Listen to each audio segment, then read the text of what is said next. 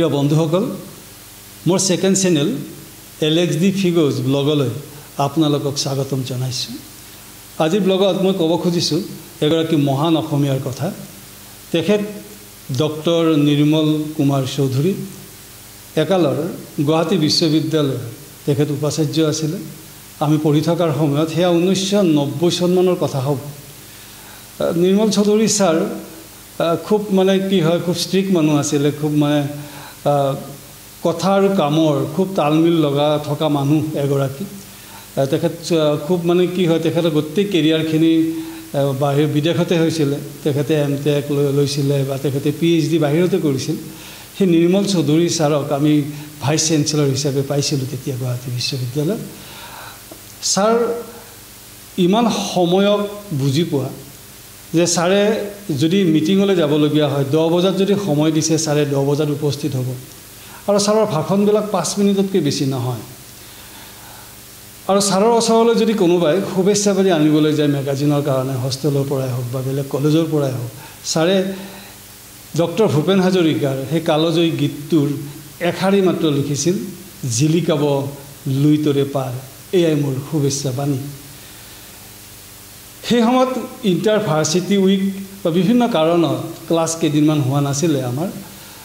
ইপিনে পৰীক্ষা, আমি তেতিয়া প্ৰিভিয়াছ ইয়াৰৰ ছাত্ৰ। আমাক ছিনিয়ৰসকলে ক'লে ফাইনেল ইয়াৰৰ যে আমি আজি VC ছাৰৰ ওচৰলৈ যাম, তোমালোকে ওলাবা। ঠিক তেনেদৰে বিভিন্ন হোষ্টেলৰ পৰা আমি প্ৰায় 30জনমান ছাত্ৰ আমি নিৰ্মল কুমাৰ চৌধুৰী ছাৰৰ, ডক্টৰ নিৰ্মল কুমাৰ চৌধুৰী ছাৰৰ অফিচলৈ গ'লোঁ।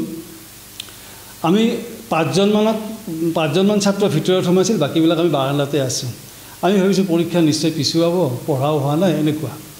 তাৰপিছত 10 মিনিটমান আমি অপেক্ষা কৰি আছোঁ বাৰাণ্ডাত, কি বা হ'ল ছাৰৰ লগত।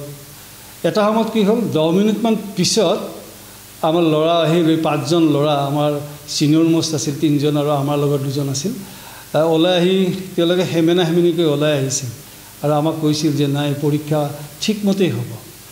তাৰপিছত তেওঁলোকে এটা কাহিনী কৈছিল যে নিৰ্মল কুমাৰ চৌধুৰী, ডক্টৰ নিৰ্মল কুমাৰ চৌধুৰী ছাৰে তেওঁলোকক এটা কাহিনী কৈছিল যে পৰীক্ষা পিছুৱা সংক্ৰান্তত।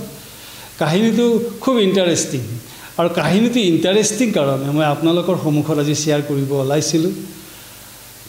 কাহিনীটো এনেকুৱা, ছাৰে তেওঁলোকক কৈছিল, শুনা, তোমালোকে পৰীক্ষা পিছুৱাৰ কাৰণে আহিছা, তোমালোকক মই এটা কাহিনী ক'ম।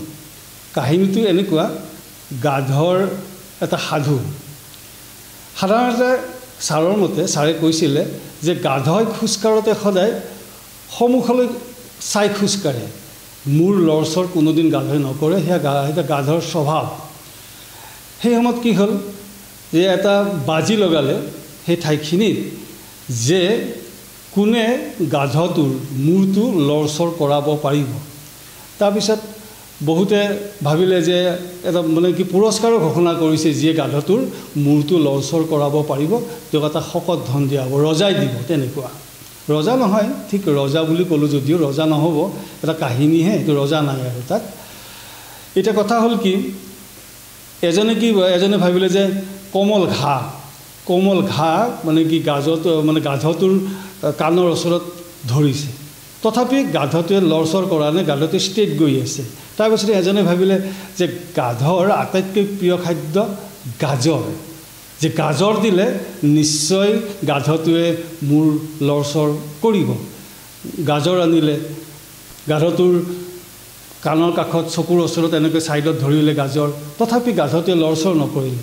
তাৰপিছত ছাৰে কৈছিল, সেই সময়ত তাত হেনো এজন ভাইচ চেঞ্চেলৰ আছিল। ভাইচ চেঞ্চেলৰে ক'লে বোলে যে মই গাধটোৰ মূৰটো লৰচৰ কৰাব পাৰিম।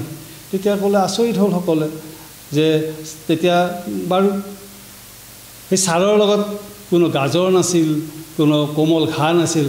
ছাৰে সেই ভাইচ চেঞ্চেলৰ ছাৰে, সেই কাহিনীৰ ভাইচ চেঞ্চেলৰ ছাৰে হেনো গাধটোৰ কাণৰ কাষত কিবা ফুচফুচাই কৈছিল হেনো, আৰু ফুচফুচাই কোৱাৰ পিছত গাধটোৱে বোলে এনেকৈ মূৰটো লৰচৰ কৰিছিল। মানুহ আচৰিত হ'ল যে আপুনি কি ক'লে, আপুনি কিবা এটা ক'লে ফুচফুচাই, গাধই মূৰ লৰচৰ কৰিলে, আমি গাজৰ দিলোঁ, আমি ঘাঁহ দিলোঁ, আপুনি কি ক'লে?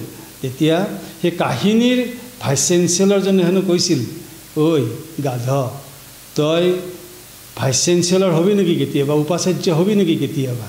গাধটোৱে তেতিয়া কৈছিল, গাধটোৱে তেতিয়া মূৰ লৰুৱাই দিছিল এনেকৈ। এই কাহিনীটোৰ মাজেৰে ডক্টৰ নিৰ্মল কুমাৰ চৌধুৰীয়ে ছাৰে ক'ব খুজিছিল যে এটা অনুষ্ঠানৰ মুৰব্বী হ'লে কিমান দায়িত্ব থাকে, গতিকে পৰীক্ষা পিছুৱাম বুলি পিছুৱাব নোৱাৰে।